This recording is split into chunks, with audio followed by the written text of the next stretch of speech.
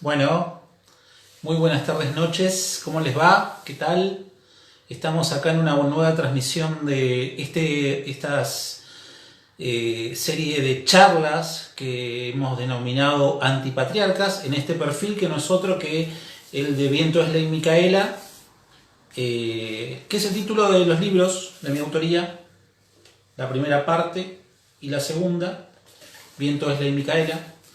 Estuvimos charlando hace 15 días con la licenciada Manuela Bravo sobre violencia simbólica y hoy es el turno de hacerlo con Milagros Basgal, ahí ya está unida, que vamos a hablar sobre un tema muy interesante eh, que tiene que ver con cómo lograr una eficacia en la ley Micaela, y ella está en la temática, así que de eso vamos a charlar. Y les cuento que el 26 de junio, esta vez va a ser un lunes, por el tema de la agenda de mi invitada, una gran invitada, que es la autora Cecilia Solá, escritora.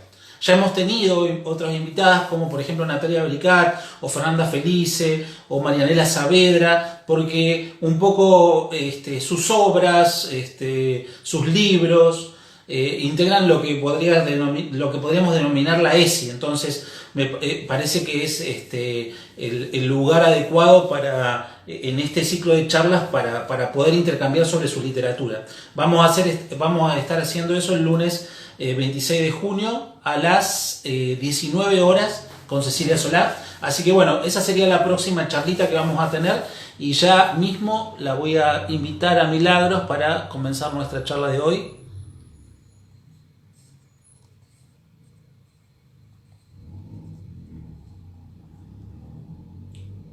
Ahí está Milagros, profe, en una capacitación que estoy haciendo yo. Así que un poco vamos a estar charlando también seguramente de esa actividad. Buenas, Buenas, ¿cómo estás? Milagros, ¿cómo andás? ¿Qué Se tal? veía mi cortina, dije, ¿qué pasó? Bueno, Todo muchas bien, gracias, todo bien. Milagros, por haberte copado con este intercambio, con esta conversación.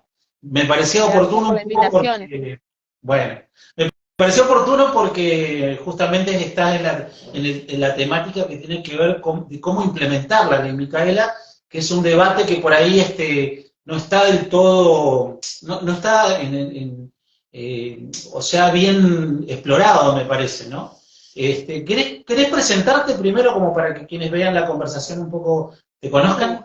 Así, sintéticamente. bueno, soy Milagros Basgal, trabajo en la Fundación Micaela García. Decir trabajo, la verdad que es una palabra complicada porque es más algo que, cuando alguien hace algo que le gusta tanto, suena raro la palabra trabajo, ¿no? Eh, Soy docente de filosofía. La verdad que intento, desde mi rol de docente de filosofía, no ejerzo dentro de un aula convencional, ejerzo en las capacitaciones de la ley Micaela, e intento desde mi lugar poner la perspectiva filosófica. Me parece que hablar de perspectiva de género es una práctica filosófica, es una filosofía práctica, así que intento hacer eso desde mi rol. Cuando empecé a trabajar hace un año y un tiempito en la fundación, los papás de Mica vieron que tenía este aire de las chicas me dicen la capitana, porque suelo como ordenar a los grupos de gente en pos de algo que a mí me parece que puede ir por un buen rumbo, ¿no? Así que bueno, tengo el rol hoy de coordinadora, además de capacitadora, y coordino las actividades de la fundación. O al menos eso se dice que hago.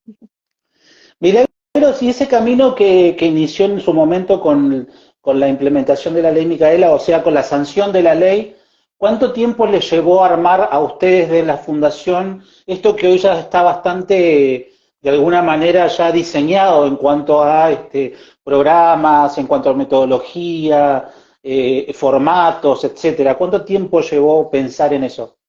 Mira, es algo que todos los días lo mejoramos. Ujú. Cuando se empezó a conocer la ley Micaela, primero sale la ley nacional, que de hecho los papás de Mica estuvieron trabajando mucho detrás de esa ley para que salga y se una, que por ahí no me voy a ir tanto en la historia legal de lo que es la ley, ¿no? Sino en lo pedagógico. empezaron a dar charlas militando a la ley, porque si bien era una ley nacional, vivimos en un país federal y Claro. faltaba que las provincias adhieran y los municipios, que hoy lo seguimos intentando. Hoy todas las provincias y la Ciudad Autónoma de Buenos Aires tienen adhesión a la ley Micaela, pero hay municipios que no todavía y las capacitaciones no se están haciendo ni como se deben o ni como creemos que se deberían, ni se están haciendo en todos lados, por más de que las adhesiones existan. Entonces el primer paso de la fundación fue salir a dar charlas donde iban los papás de Mica con sus amigas y compañeras, la mayoría de las personas de la fundación son las que militaban con Mica en el movimiento Evita y en el movimiento de Ni Una Menos y su familia. Así que empezaron a contar la historia de este caso, de esta identidad de la que hablamos cuando hablamos de Mica. El primer paso fue dar charlas y bueno, y vieron en general que las charlas quedaban cortas, que había que hacer algo Claro. más, que la gente escuchaba y escuchaba sin escucha activa, que es lo que decimos, ¿no? Sin incorporar esto que escuchaba. Entonces ahí empezó el diseño de Andrea y de Yuyo, que bueno, vienen del palo de la ingeniería y la educación un poco más de ciencias exactas, no de ciencias sociales, pero ambos son docentes, Ah, claro. ambos en algún momento enseñaron. Entonces empezaron a investigar en educación popular y empezaron a dar talleres, a formar lo que son los talleres. Tenemos un montón de manuales, de contenido. Andrea en sus ratitos libres, en realidad no tiene ratos libres, Andrea se hace ratos libres entre un viaje y otro y va leyendo más y más y más y poniendo más actividades y reformulando siempre, refrescando lo que hacemos. Eh, Ahora yendo un poco a esto que vos decías, bueno, primero estuvo el camino que fue el tema de las adhesiones, ¿no? En el camino más o menos cronológico. Adhesiones que hoy vos decís también, hay municipios que no han adherido.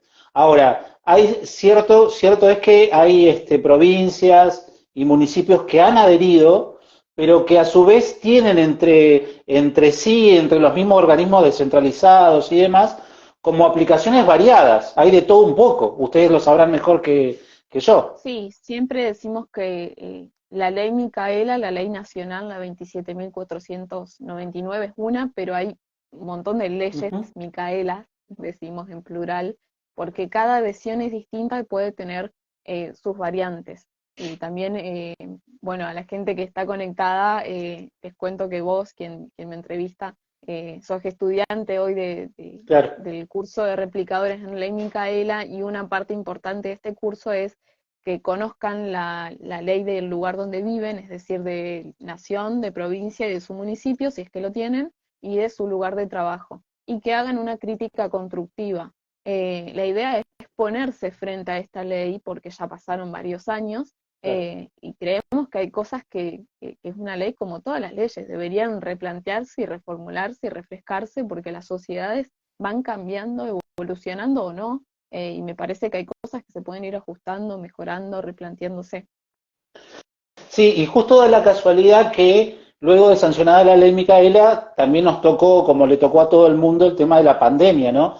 Entonces, muchos de los organismos acudieron a fórmulas virtuales, así, pero medio que también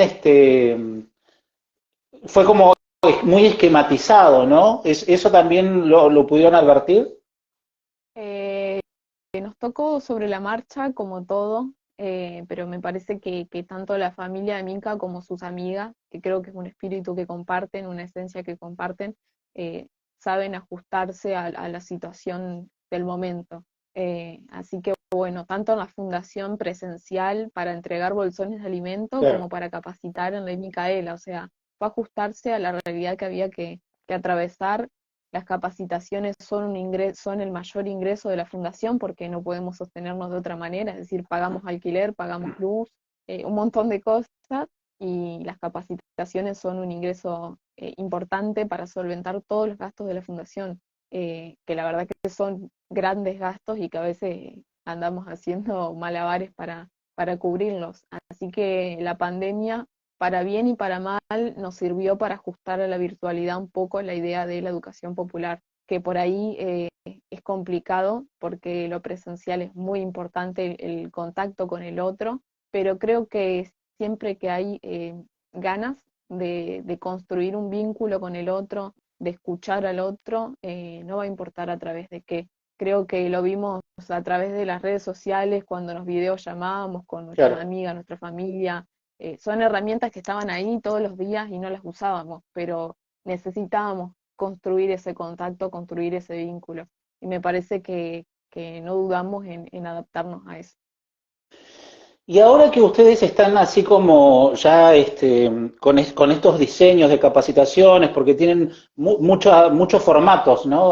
Se han adaptado en muchos formatos y están recorriendo el país y demás. ¿Aún continúan observando cierta resistencia en la implementación de la ley? Sí.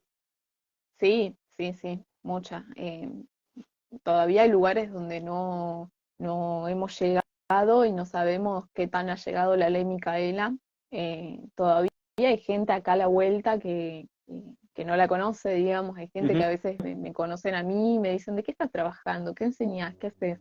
Y a mí me encanta la pregunta porque abre al diálogo a interesarnos y a informarnos, ¿no? Pero también está la resistencia de saber que tiene un color violeta, que tiene una remera ni una menos, ciertas Ujú. características y eso genera una resistencia, sin siquiera saber lo que es un taller donde hay cosas de las que, hay palabras que ni íbamos a nombrar en un taller, es decir, eh, no te digo que son súper divertidos porque también nos emocionamos y lloramos y a veces son angustiantes, pero se pasa por todas las emociones y hay chiste y hay apertura de todo el mundo. Siempre comento lo mismo, de que yo capacitando con André y con Yuyo por el país, que me han invitado a viajar a varios lugares, me doy cuenta que en los lugares donde más personas hay que tienen algo de la temática, es decir, que más conocen el lenguaje, que más conocen qué es estereotipo, qué es violencia, o sea, la gente que ya sabe algo de esto, es la que más resistencia tiene, porque ¿Ah, la sí? educación, sí. ¿Por qué? Porque vamos al choque, que nos pasa a todas como, a las mujeres sobre todo como feministas, ¿no? De ir al choque porque obvio que nos choca porque es una realidad dura la que vivimos todos los días. Y la verdad que el trabajo que hay que hacer para ese dolor y ese hartazgo, cambiarlo y formarlo como una herramienta, es impresionante. Es un ejercicio que yo lo tengo que hacer día a día. Me pasa de estar en talleres donde niegan constantemente la temática, donde niegan de que hay femicidios, niegan que hay Mm. violaciones, etcétera, y llega un momento que hasta como tallerista te genera una resistencia al lugar, pero bueno, es encontrar esa transformación donde vos decís, bueno, ¿qué hago con esto que tengo frente mío? Eh, es una transformación constante, pero sí hay mucha resistencia. A mí me llamaba mucho la atención, creo que hoy lo entiendo, lo comprendo, de estos lugares que es donde más se maneja el tema, más resistencia hay. Y los lugares donde más ignorancia hay, creo que hay más apertura y hay más escucha también con la fundación por el hecho de que nos significa mucho esta situación en particular.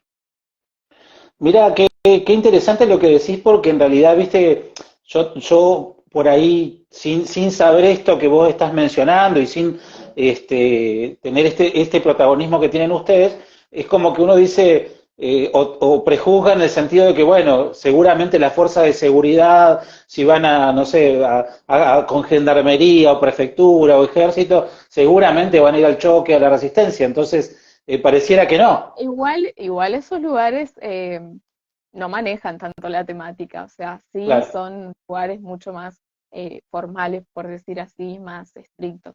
Yo me refiero por ahí más a los lugares, me ha tocado ir a donde hay organizaciones sociales, que de hecho nosotros somos una organización claro. social, y vas con muchas expectativas y veía que las mismas feministas, que yo me encontraba reflejadas en ella en mis primeros pasos en el feminismo, ¿no?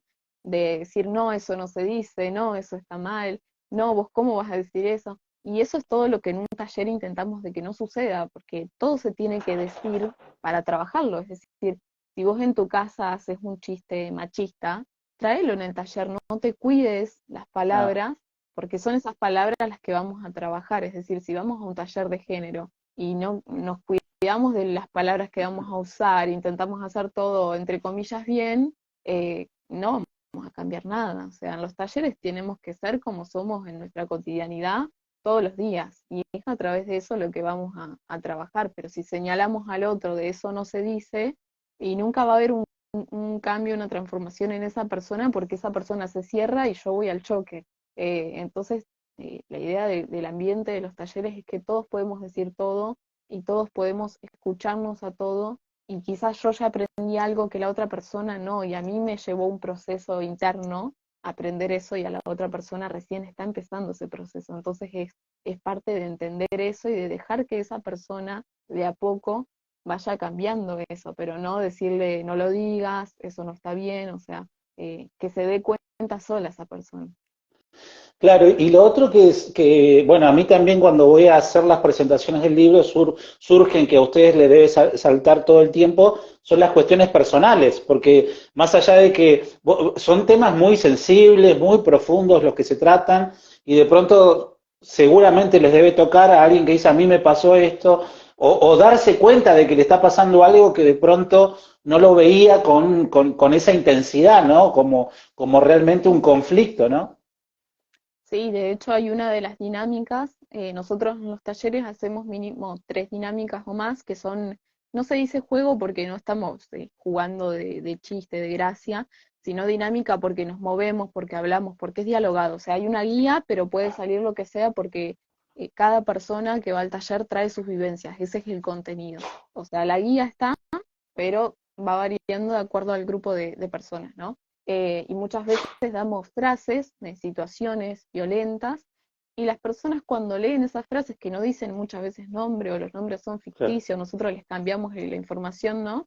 Se leen, y cuando se ven en el debate colectivo, se ven reflejados y reflejadas en esa frase, o reflejados en esa frase, como víctima o como victimario. Eh, en ambos casos, digamos, para cualquier persona que lo está leyendo, ve un reflejo en esa situación, porque la mayoría son situaciones que todas las personas les hemos atravesado por el simple hecho de vivir en esta sociedad y en esta cultura. Y siempre, siempre en todos los talleres surgen testimonios de alguna persona que fue víctima o que fue victimario de alguna situación de violencia por motivos de género. Y a su vez, Andrea maneja la red de promotoras territoriales de género de la fundación, donde hay promotoras de todo el país, donde nos vamos conectando con esas personas que acompañan esas situaciones de violencia, porque si damos un taller de estos tipos, no podemos irnos como si nada pasó, es decir, el lugar tiene que estar preparado para todo lo que va a surgir después. Es como la ESI en la escuela, si yo doy ESI en el jardín o en el primer grado, la escuela tiene que saber cómo abordar después todos los Claro. casos que pueden salir de esa charla de ESI. No digo que va a surgir en todas las escuelas, en todos los aulas, tampoco para correrle a la ESI, pero el lugar tiene que estar preparado para abordarlo, es decir, ¿qué haces con esa herramienta que tenés en la mano? Es una herramienta poderosa. Si no sabemos usarla, dejamos a una persona que te acaba de contar algo que nunca lo contó en su vida sin nada. Entonces, también brindarle un apoyo, una escucha, un lugar a donde acudir. Nos ha pasado en talleres donde en medio del taller han contado situaciones que surgían dentro del mismo ámbito, es decir, un grupo de trabajo no se estaba recibiendo la capacitación, y una persona decía que otra persona había, no sé, ejercido violencia psicológica, física, y tuvimos que parar el taller, activar determinado protocolo que se acompañe a esta persona. Es decir, hay que tener una preparación para esos momentos. No podemos ir a estos lugares y hacer como si después nada pasara. Aunque nosotros vamos un rato, damos el taller y nos volvemos. Después, Andrea casi siempre se encarga de esto, de quedar en contacto de qué pasó con esa persona, que habló, que contó, quién la escuchó y demás. Y bueno, y en Concepción también tenemos la red de promotoras, que la mayoría son amigas y compañeras de Mica, que la verdad que las admiro terriblemente por llevar este dolor, y además ser compañeras de Claro. acompañar a un montón de mujeres y disidencias que atraviesan esta situación. Milagros, ¿y cuál es la comunicación de ustedes? No sé si han tenido la oportunidad de ir a capacitar a algún poder judicial o algún fuero o algún sector, porque viste que dentro de lo que son los poderes judiciales tienen sus propios protocolos, algunos realizados por la Corte Suprema, que van, no, todo, no en todas las provincias, pero acá en Santa Cruz, por ejemplo, sí. Entonces no sé si ustedes han podido acceder y cuál ha sido la respuesta, porque viste que los poderes judiciales suelen ser medios conservadores y no están justamente abiertos a algún tipo de puesta en crisis de sus funciones, básicamente.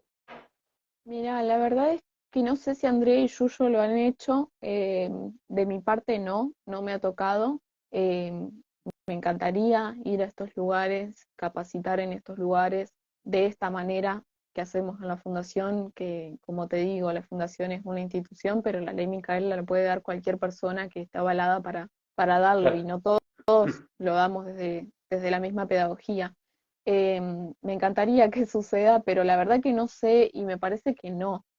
Si nos llegan, siempre tenemos personas que se acercan y que fueron a estos espacios y que nos cuentan, bueno, la resistencia que hay, pero bueno, son comentarios, no te puedo dar nada concreto porque son comentarios, sí los comentarios de que no se capacita, de que hay mucha resistencia, de que estas capacitaciones corren con la excusa de, a ver, la ley dice que la ley Micaela es obligatoria y permanente, es en algo que hacemos hincapié también, es que es permanente. Es decir, claro, no es que me capacito una vez a un taller y me olvido de esta ley. No, o sea, hay que capacitarnos constantemente porque la ley es permanente. Quiere decir que si te capacitaste este año, el año que viene también y el que sigue también. O sea, tenés la obligación de formarte en perspectiva de género siempre. Lo mismo que con la ESI, no es solo un año en el colegio, sino que es siempre. Y que tiene que ser de manera transversal, es decir, tiene que ver con las actitudes del lugar donde estamos cumpliendo determinada función. Sí sabemos que hay gente que en estos lugares le escapan de esto y dice, no, yo ya la hice una vez, no la hago más, o que sus secretarias, esto sí lo sabemos, mandan a sus secretarias a hacer las capacitaciones, como son virtuales, no son sincrónicas, y las secretarias se saben toda la ley Micaela y quieren recibir un certificado, nos han pedido certificado, y dicen, pero yo la hice en nombre de, y son las secretarias las que están haciendo la ley Micaela en nombre de estas personas que ocupan cargos de toma de decisión bastante importantes. claro, claro, claro. ¿Querés contarnos un poquito, o para los que vean este video, por qué la elección de la educación popular como metodología pedagógica y por qué no otra? Porque en realidad, viste que las más comunes son Educación las que bancaria. tienen, claro, exactamente. Bueno, primero contar qué es la educación bancaria, quizás. Sí, Se entiende por educación bancaria a que las personas son un banco donde depositamos, por esto bancaria, conocimiento, ¿no? Desde la fundación creemos que para cambiar cosas que son de nuestra vida cotidiana, más allá de que las personas que se capacitan por la ley, ¿no? Son personas que trabajan en el Estado, es decir, en un rol laboral, creemos que la perspectiva de género, si no empieza en casa, no empieza en ningún lado. Es decir, yo primero tengo que cambiar en lo personal mis hábitos para después llevarlo a mi espacio profesional. Es decir, no creo que nadie toma una decisión en su trabajo que no tiene coherencia con lo que hace en su vida personal, digamos. O sea, todo lo privado también es público y llega a lo público. Así que la educación popular trata de educar situando las vivencias de las personas. Es decir, creemos que todas las personas, por el simple hecho de vivir en una cultura, en una sociedad determinada, tenemos conocimiento y tenemos vivencias que son esos conocimientos que son en comunes. Es decir, todas las personas, por ejemplo, de Concepción del Uruguay, donde yo vivo, conocemos determinadas cosas por nuestra cultura y por el lugar donde vivimos. claro. Eh, no recuerdo dónde vivís, pero probablemente la En gente del Río barrio Gallegos. de Río Gallegos, Sí, bueno, fui a Río Gallegos. La gente de Río Gallegos probablemente tenga un montón de cosas propias del lugar y vivencias propias del lugar, es decir, hechos que los han marcado y que los han vivenciado o que los vivenciaron quizás no vos, pero sí tus padres, tus abuelos, es decir, otras personas de tu cultura familiar, de tu cultura social y que marcaron algo, que te generaron una vivencia particular. Entonces la educación popular toma esos contenidos, que todas las personas los tenemos, toma esos contenidos situados y los trabaja, los problematiza, es decir, bueno, a ver qué pasa con las personas de Concepción del Uruguay, qué pasó acá, qué vivieron, eh, qué femicidios hubo, por ejemplo, para situarlo, qué femicidios hubo, qué casos hay, ver las estadísticas del lugar, qué tipos de violencia son más comunes, a dónde se ven más estas violencias, es decir, ver cómo funciona este sitio, por eso situado, a dónde vamos a capacitar y a partir de ahí empezar a traer esto, siempre agarramos, por ejemplo, vamos por darte un ejemplo, a Neuquén, ¿no?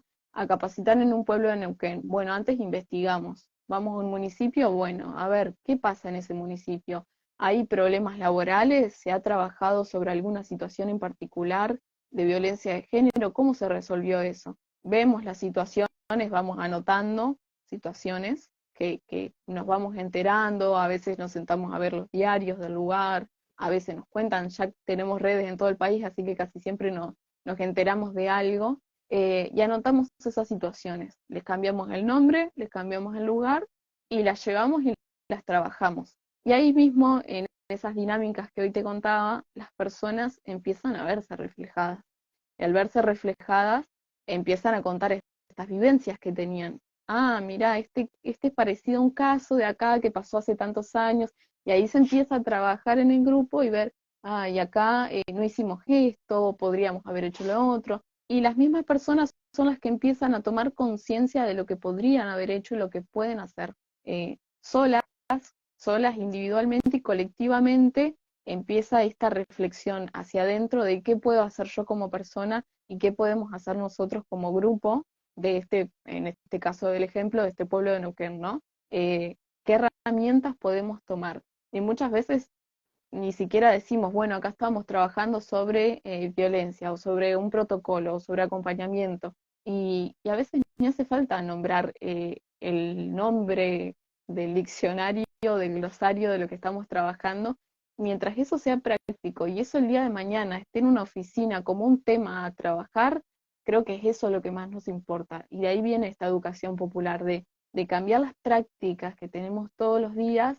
Y a mí, la verdad que a mí y a los que hacemos este tipo de educación, sí me parece importante tener el contenido de la teoría, siempre recalco esto de no irnos a extremos. Como talleristas necesitamos tener un montón de teoría, pero Claro. necesitamos entre esto y lo que hacemos, hacer un proceso de esta teoría, bajarla a que las personas la lleven a la práctica. Y eso es un trabajo enorme que la verdad que lleva un proceso muy fuerte. Bueno, vos lo estás viviendo hoy en el curso, que te pasa por la mente, por el cuerpo, por todo, porque te hace revisarte a sí mismo, a sí misma como persona y te hace llevarlo a las personas a que esta transformación la vivencia, digamos, como grupo. Claro. Siempre digo por ahí, vamos en las clases que tenemos comúnmente, ¿no? En la escuela, llegamos, lo primero que hacemos en el pizarrón, hoy vamos a hablar de estereotipos, ¿no? Y lo escribimos en el pizarrón, hoy el tema es estereotipos. Bueno, estereotipo, 2 puntos, y leemos. Y la verdad es que por ahí hay gente que sí le queda leyéndolo, pero no a todo el mundo. Creo que es más llegadero si hacemos un juego donde hablamos de, a ver, ¿qué jugaban cuando eran chiquitos? A la cocinita, a los autitos, de qué colores te vestían. Y ahí la gente les preguntas, ¿y qué creen que vimos en este juego? Y te dicen estereotipos. Y no Claro, hizo, no claro, hizo claro. falta escribirlo en un pizarrón ni dar una definición, porque estas personas viven los estereotipos. O sea, no necesitan leer en un diccionario qué es un estereotipo, porque lo viven. Entonces, la educación popular intenta captar esto que lo tenemos, que lo vivimos, y poner esto que vivenciamos sí en palabras. Es un poco al revés de lo que es la educación bancaria. Es como, en vez de depositar, nosotros sacamos para afuera esto que ya tenemos impreso adentro. No sé si lo dejé un poco claro o si me fui por las ramas. No, sí, sí, yo para agregar a eso también, eh, de lo que yo he notado y también de diferentes talleres en los que he estado, que se utiliza esta metodología, es que se suele lograr también esto que se nos pide a todos los que operamos en el Estado, que es lo de la empatía, ¿no? Eso de encarnar o generar sensibilidad propia que no es automático y eso no se logra con datos, digamos. O sea, yo puedo conocerme la ley 26485 o los tratados No con datos internacionales, teóricos, claro, no con exacto. datos teóricos. En los talleres pasa mucho de que los datos son muy visuales, visuales en el sentido de que están ahí, es decir, no sé, nos pasó hace poco en un público donde eran 100 personas y era variado, había aproximadamente 60 mujeres, no sé, 30 varones y 10 géneros disidentes, ¿no? Y negaban mucho, como te decía recién, negaban que existían los femicidios, negaban que las violencias eran de género, o sea, negaban todo este tema. Y de pronto un montón de mujeres en el taller estaban contando, a mí me pasó esto, a mí me pasó lo otro. Casi todas las mujeres que estaban ahí levantaban la mano contando situaciones que vivían. Entonces en un momento yo les digo, ¿y a ustedes les parece que esto no pasa? O sea, está pasando acá, están viendo ustedes las estadísticas, no en un diario, acá en persona, le digo, somos 100 personas, ¿cuántas de acá vivieron situaciones de violencia de género? Y casi todas las mujeres habíamos vivido las disidencias, violencias por razones de género. Entonces, ver eso y escucharlo te hace generar una empatía, una sensibilidad, decimos nosotros, por eso le llamamos siempre talleres de sensibilización, porque te hace escuchar a la persona que tenés al lado, o sea, no lo estás viendo el 75% de la población, no, lo estás viendo ahí a ese porcentaje, es decir, estás viendo la cantidad de mujeres en una sala que vivieron lo mismo y que quizás era la persona que tenés en la oficina todos los días al lado y no lo sabías. Entonces eso te genera humanamente una sensibilidad, por más que quieras negarlo, de alguna manera, después quizás de 2, 3 talleres, no podés no resistirte, no podés negar de que esto sucede porque lo estás viendo, lo estás viviendo y con personas que conoces y que están todos los días ahí al lado tuyo. Así que bueno, esto de los datos, digo, que me parece importante en los talleres este tipo de dinámicas donde se ve la diferencia, es decir, el juego de las esquinas, el juego de las escaleras, que por ahí son juegos por ejemplo, el de las esquinas, damos preguntas como ¿ha llorado en público? Y se tiene que ir así, a no, a siempre, casi siempre. Y se ve que la mayoría de las mujeres hemos llorado en público y todos los varones en el lado contrario de que casi nunca. Y esas estadísticas no son un número, son humanos que estás viendo ahí y son personas que trabajan todos los días con vos. Entonces no hay manera de que no te genere algo.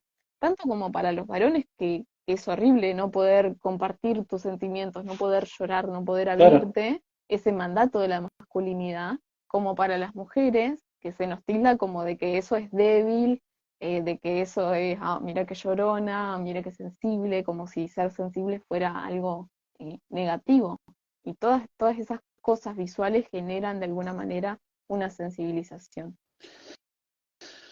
Ahora, en lo que tiene que ver con esto de capacitar a capacitadores, eso porque también es un desafío, o sea, que es como como una doble vuelta, es no solamente ir a lugares donde por ahí no se conoce la temática, o esto que vos referís de las resistencias, qué sé yo, pero ya formar a formadores se presentó también como algo complejo de hacer o cómo lo armaron.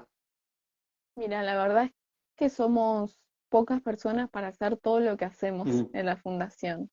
Y eso que somos varias personas. Pero la verdad es que por la urgencia del tema del que estamos hablando, de que estamos hablando de un tema que carga con una responsabilidad de que todos los días perdemos a una mujer por esta temática, por este problema, por la urgencia de llegar a más personas y demás, creo que buscamos la mejor manera y la manera más efectiva de llegar. Sabemos que el camino es larguísimo porque estamos hablando de Ujú. cambios culturales y son los cambios que más cuestan, pero creo que seguir haciendo errores que sabemos que no funcionan, como la educación bancaria en este tema, digo, en matemática quizás la educación bancaria Claro. funciona genial, pero al menos en esta temática creemos que la educación bancaria sería un error llevada a cabo, es decir, yo siempre insisto con las capacitaciones en la Micaela que hay, donde es un multiple choice, donde tenés que poner, Sí, no sé, ¿estás deconstruido? Marcar con una cruz. Y la verdad que a mí me parece una burla que se hagan este tipo de capacitaciones. No puedes cambiar algo cultural con un multiple choice, me parece a mí. No tengo nada en contra de los multiple choice, pero en esta situación en particular es como un poco, suena como eh, burla, ¿no? Sobre todo en los lugares donde más se necesita, es donde dan este tipo de capacitaciones o de bajadas de línea teóricas. Me fui de la pregunta, perdón. ¿Cuál era la pregunta? No, Ah, no, ¿por qué esto, si formábamos había, formadores? eso. Bueno, un poco en la pandemia volviendo al tema de hoy para retomar esto, en la pandemia nos dimos cuenta que podíamos llegar a muchas personas que quizás personalmente no. La verdad es que Andrea y Yuyo, los papás de Mica, dejaron sus trabajos por completo cuando pasó lo de Mica y dedican todos los días de su vida a construir esta sociedad que Mica soñaba, a capacitar en Ley Micaela. La verdad que los dos están todos los días con esto, no hay un solo día que no le dediquen a esta temática, aunque a veces vayan, no sé, a un partido de vóley y están todo el tiempo prestando atención a esto. Y todo el mundo quiere escuchar estos testimonios, ¿no? Y la verdad que escuchar estos testimonios genera una sensibilidad importante, ¿no? Escuchar a Andrea y a Yuyo como una madre y un padre que no tenían nada que ver con las temáticas de género, porque no son padres que nacieron pensando en esta temática, es decir, les sucedió lo que a cualquiera le puede suceder, lamentablemente, y a partir de ese día transformaron su vida para que esto no le siga sucediendo a otras Micaelas y a nadie más, ¿no? Y a partir de ahí fue que en la virtualidad nos dimos cuenta que podíamos llegar en vez de a 60 personas, a 200 personas en 4 meses. O sea, era como increíble lo que se podía lograr. Y bueno, y fuimos pensando, bueno, ¿cómo podemos hacer para que la ley Micaela, la verdad que los números son personas importantes para nosotros, como digo, no son estadísticas nada más lo que te estoy diciendo.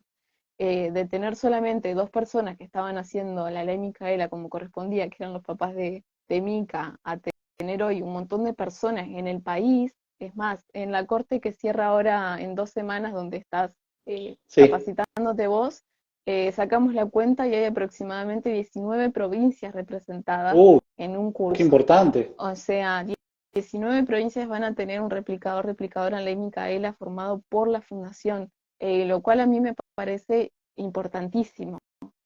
Ojalá y puedan replicar la ley Micaela tanto como lo deseamos y lo queremos. Formar formadores es justamente para esto, para que las cosas, estos cambios se agilicen y que la ley Micaela llegue de una vez por todas a donde tiene que llegar y como debe llegar. Que no sea una ley archivada en una constitución, en una normativa, que sea algo que esté realmente. El otro desafío que pienso yo que con el transcurrir del tiempo va a ser complejo de hacerlo eficaz es el tema de la permanencia, ¿no? Porque hay muchos, no sé, organismos descentralizados, municipios, qué sé yo, que han hecho la ley y capaz que han hecho un recorrido capaz que bastante favorable, pero por ahí se ha agotado en eso, ¿no? Sí, yo creo que hoy en día la sociedad juega un rol importante, ¿no? Que no sé si antes lo jugaba, o al menos, bueno, yo no tengo tantos años de experiencia en la vida, pero al menos no veía que mis papás o mis Mm, hermanas mayores cuando tenían mi edad, creo que no se involucraban tanto en el contenido que recibían como personas, digo, en las leyes, en todo. Yo me acuerdo de cuando se debatió el aborto, me junté, por poner el ejemplo de la ley de aborto, ¿no? Me sí, junté con mis amigas a hacer una pijamada y no era joda, era estar llorando, nerviosas, anotando lo que se decía, o sea, haciendo un registro del debate que había, era algo serio realmente. sí, Y sí. en ese entonces habremos tenido, no sé, desde 15 años hasta 20 años. Y la verdad que una juventud de entre 15 y 25 años, por decir estos números, que se involucre en las leyes que van a afectar su vida, me parece importantísimo y me parece que la sociedad hoy juega un rol importante en la toma de decisiones, que pensamos, que queremos en nuestras vidas. nada, parece nada que ver el ejemplo que voy a dar, pero hoy está el meme este de una amiga renuncia al trabajo y hacemos una fiesta para felicitarla. Y yo siempre charlo con mis amigas de cuánto les costaba a nuestros viejos, ¿no? A nuestras madres y padres, dejar un trabajo donde les pagaban 2 pesos y los trataban mal. Y hoy en nuestra juventud preferimos no tener para comer, pero no estar en un lugar donde nos maltratan, donde no recibimos los derechos que debemos tener, ¿no? Y me parece que eso es un cambio generacional importantísimo. Y ojalá estas personas que tomamos esto, que ya no negociamos con nuestros derechos, empecemos a tomar estos lugares de decisión, estos lugares importantes, y creo que la misma gente va a desear que la ley Micaela sea permanente, como la ley Yolanda, que es lo mismo, pero de Mm, ambiente, por ejemplo. Me parece que claro, hoy claro. no hablar de cuestiones ambientales en ningún lugar, ya como siempre va a haber alguien que va a querer que eso suceda. Me parece que ya no hay ninguna oficina, ninguna escuela, ningún espacio donde no haya una persona feminista, una persona que defienda los derechos del ambiente, es decir, me parece que son cosas que ya no van a no existir. Sí que va a costar, sí, un montón, cuesta hoy en día, pero me parece que bueno, confío en que ya no negociamos ciertos derechos. Milagros, te hago una pregunta ya como para ir redondeando, y esto es de curiosidad por si vos tenés algún dato, porque la ley Micaela es muy joven y tiene que ver con una experiencia siniestra que sucedió con Micaela y con lo que la familia empujó, lo que vos contás acá, la fundación, etcétera. Pero en los países de la región, o sea, sucede más o menos algo parecido. ¿Vos estás enterada de que en algún otro lugar haya algún tipo de movimiento así, digamos, como esto que sucede en Argentina con la ley Micaela? Mira, la verdad es que hay varias universidades, si bien la ley Micaela establece la capacitación obligatoria para personal del Estado, sin importar su jerarquía, hay varios lugares privados que han adherido a la ley Micaela. Hay universidades de Brasil y no recuerdo Ah, qué otros países de mirá, Latinoamérica que tienen, sí, que tienen ley Micaela y se la denomina en Latinoamérica una ley modelo claro, por la magnitud que tiene, ¿no? Que quizás por ahí los argentinos solemos ser como, en realidad en todos lados, solemos ser como medios críticos con nuestro país, con nuestro lugar, ¿no? Y la verdad que en temática de género tenemos un montón de leyes. sí. Nuestro gran problema es que no las conocemos. Eh, Tenemos un montón de leyes muy buenas en cuestiones de género y la verdad es que no las conocemos y los países de alrededor en Latinoamérica vienen mucho más atrasados que nosotros en esta cuestión. Nos pasó hace poco, a principio de año, que fuimos a un encuentro suprarregional de mujeres donde había personas representantes de toda la parte latinoamericana y se acercaban al puesto de la fundación con los papás de Mica. Ellos dieron un panel donde hablaban de esta ley y vendíamos libros después porque nos solventamos con la venta de libros de la fundación y ellos están en el puesto como cualquier persona vendiendo los libros, ¿no?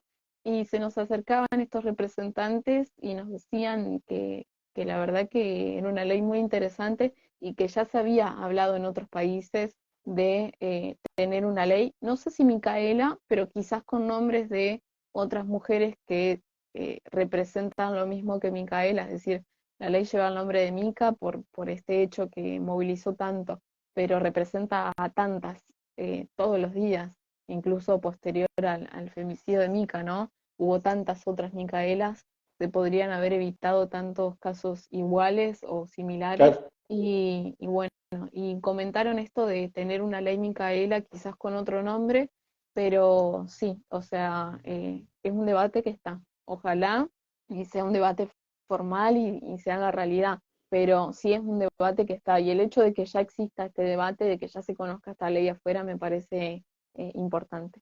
Sí, total, total. Mira, esos datos no los conocía. De hecho, vos haces referencia a los avances de nuestro país y yo tuve la oportunidad, no en la anterior charla, sino en la que siguió, de hablar con una profesora en filosofía de El Salvador, ¿viste? Y me decía que allá, por ejemplo, está prohibido cualquier tipo de interrupción voluntaria del embarazo. O sea, ni siquiera los que nosotros teníamos permitidos antes de la ley de aborto que se sancionó hace poco. Bueno, en el caso de Telma se habló hace poquito de cómo la justicia de Brasil está tan atrasada Claro, de este total. juicio pésimo que se está llevando por delante. Digo pésimo por la revictimización que hay sobre Telma, que significa mucho para todas, Sí, y que si esto hubiera pasado en Argentina, creo que la historia hubiera sido totalmente distinta. Y eso habla de las leyes de nuestro país. sí, sí, sí, total, total. Bueno, Milagros, muchísimas gracias. La verdad que este era un tema que yo en algún momento quería tocar en este ciclo de charlas porque que se haya sancionado la ley Micaela no significa que haya un montón de trabajo por hacer y un montón de aprendizaje también en el camino que ustedes lo están, como bien decís, llevando a cabo y explorando permanentemente a ver de qué manera formular y bajar la cuestión de la perspectiva de género. Así que, bueno, muchísimas gracias y Gracias. estamos viéndonos en una semana y media, ¿no? Así es, estamos viéndonos. Voy a estar media pesada corrigiéndote, Está muy así bien. que ahí se me va la simpatía, no, mentira. Espero que la pases lindo y que después puedas comentar lo que viviste en ese cierre. Así que espero que lo puedas Estas patas que se ven compartir. son de mi perrita, ¿viste? Yo Que me tengo a mi sube. gata durmiendo acá, Claro. que se la escucha roncar si hacemos silencio. Está La muy verdad bien. que me parece muy importante los espacios como este, que estés usando esta herramienta para comunicar con responsabilidad y con perspectiva de género, hoy que hablamos de la Micaela en los medios de comunicación, así que te agradezco la invitación y la iniciativa. Hay que empezar a hacer esto. Bueno, nos vemos, un abrazo enorme y nos vemos en una semana y media Gracias, y nuevamente gracias. gracias. Chau, chau.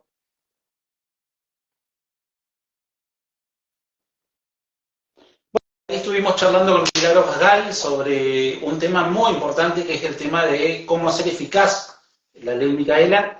Dentro de, creo que 2 semanas, lunes 26 de junio a las 19 horas, vamos a estar hablando con Cecilia Solá sobre su obra literaria que, según mi punto de vista y según aquellos que están en la temática, deben y forman parte de la ESI. Acá hay 2 libros de ella, un muy conocido que es Cartas para la manada, Crónicas de negras, putas y locas, y Contracuentos, las historias que no nos contaron. Vamos a estar charlando con ella. Ahí, bueno, muchas gracias a las que se unieron al vivo. Y bueno, continuamos con este ciclo de charlas denominadas antipatriarcas. Hasta la próxima. Muchas gracias.